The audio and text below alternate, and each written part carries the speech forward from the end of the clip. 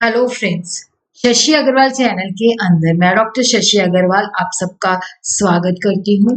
आज का जो हमारा सब्जेक्ट है दैट इज बिजनेस लॉ और ये हिंदी मीडियम विद्यार्थियों के लिए है, जिसके अंदर हम गिरवी तथा निक्षेप में अंतर को समझेंगे।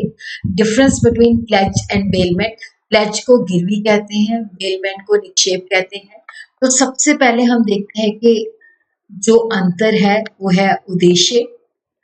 देखो, गिरवी के अंदर जो होता है, किसी वस्तु को एज ए सिक्योरिटी जो हमें ऋण प्रोवाइड करता है, ऋण देता है, उसके पास रखा जाता है।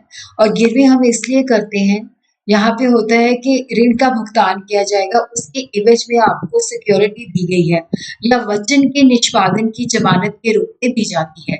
लेकिन जो निक्षेप होता है, उसके अंदर जो माल की सुपुर्दगी होती है, वो देखभाल अथवा किसी विशेष प्रयोग के उद्देश्य से की जाती है।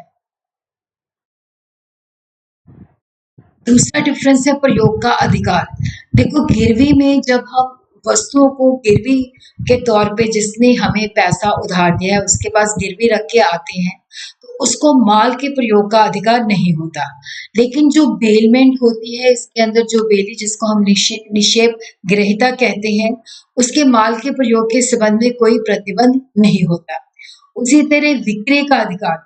देखो, अगर गिरवी में हमने सिक्योरिटी दी हुई है, वस्तु रखी हुई है एज ए सिक्योरिटी, अगर हम लोन का भुगतान नहीं कर सकते, तो गिरवी जिसके पास रखी हुई है उसको बेचने का अधिकार होता है। लेकिन जो निक्षेप होता है, क्योंकि इसके अंदर किसी खास मकसद से जो चीजें हैं वो स्पुर्द की जाती हैं, तो जो बेली होता है उसको वस्तु को बेचने का अधिकार प्राप्त नहीं होता।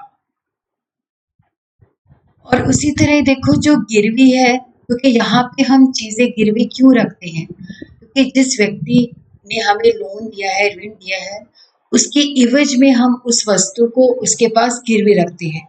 तो यहाँ पे जो चीजें हमने गिरवी की है, क्योंकि उसने ऋण दिया है, तो उसके बदले में ये प्रतिफल होता है। गिरवी में अनुबंध पूर्व प्रतिफल का अनुबंध होता है। जो सिक्योरिटी दी जाती है वो प्रतिफल ही होता है, जिसके बदले में हमें ऋण मिलता है।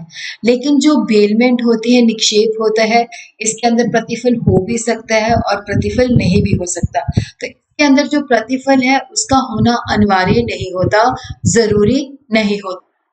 देखो, जो गिरवी है उसके अंदर निक्षेप भी शामिल होता है, लेकिन निक्षेप के अंदर जो है गिरवी शामिल नहीं होता। अगर आपको मेरा ये प्रयास सही लगता है तो इस वीडियो को लाइक कीजिए, शेयर कीजिए तथा मेरे चैनल शशि अग्रवाल को सब्सक्राइब कीजिए।